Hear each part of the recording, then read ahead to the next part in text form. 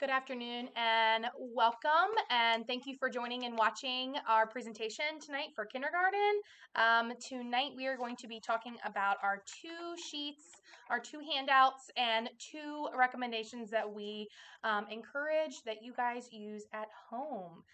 So we are going to be going over how to retell a story and which is like summarizing what they read and why it is important to ask questions while you are reading. So the first tool is our first tool is the Retell Genre Think Mats. So here is one for fiction and one for nonfiction. So when we're reading a fiction story, as you're reading, talking about the author and the illustrator, what is their job, who is the author, who is the illustrator. When you're done reading or as you're reading, you can talk about the characters in the story, the setting, where did the story take place, some of the major events. What is the beginning of the story? What happened in the middle? What happened at the end? What is the problem? What is the solution?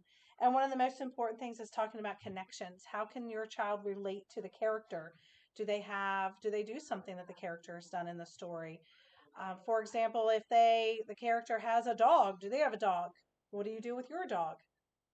With nonfiction text, also again talking about the author and the illustrator, talking about the main topic. If the topic is about sharks, have you ever seen a shark? Have you gone to the aquarium?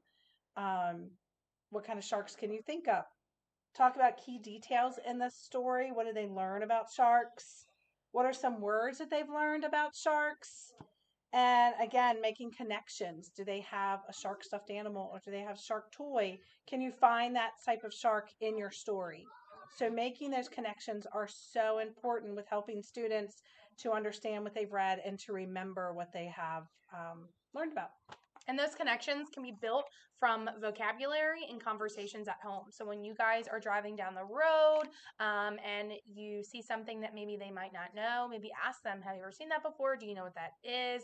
And if they don't, then it will spark a conversation and it'll help with that vocabulary. So when kids can know that vocabulary and they can use it while they're reading, it helps boost their comprehension. So in kindergarten, we are doing writing records, and when we are asking those questions at the end of a text, the beyond the text and connecting it to their own personal life is very hard to see how they can be like characters in the story, or have they seen it? If it's nonfiction, have they seen the sharks and know what sharks look like in real life? So, and even with fiction stories, talking about how the character's feeling.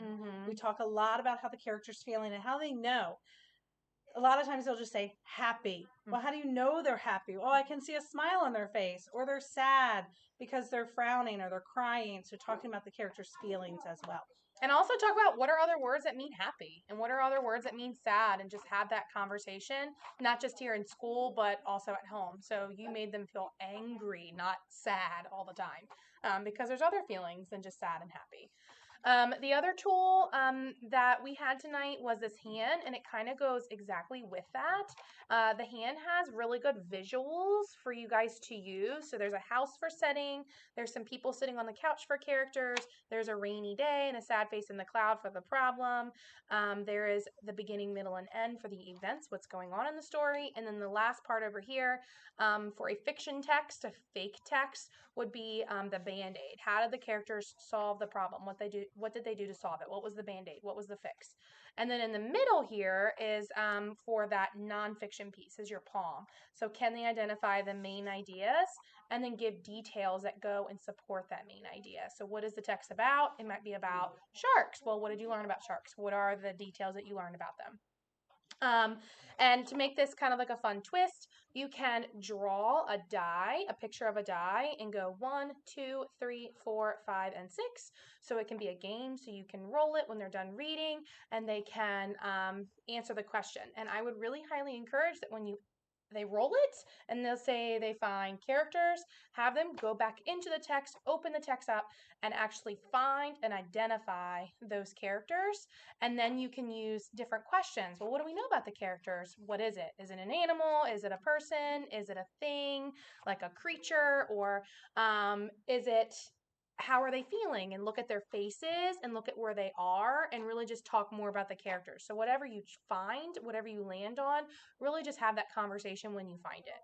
So both of these tonight is really to help boost comprehension, so because when students can read, students can write, and if they can read and they can write and they are going to first grade successfully, kindergarten and first grade are really going to tell a tale on their reading adventure through Mount Hope Angel Elementary School. So if they are successful in their reading adventures in kindergarten and first grade, things really do start to change once they hit second grade. I have gone from second grade to kindergarten, and whoa, it is a change, and you really can see why kindergarten and first grade reading, and especially in math, it just changes big time. So it gets a lot more challenging. So if you guys have any questions or concerns or are interested in these two sheets, please reach out to us and let us know, and we will get the sheets to you.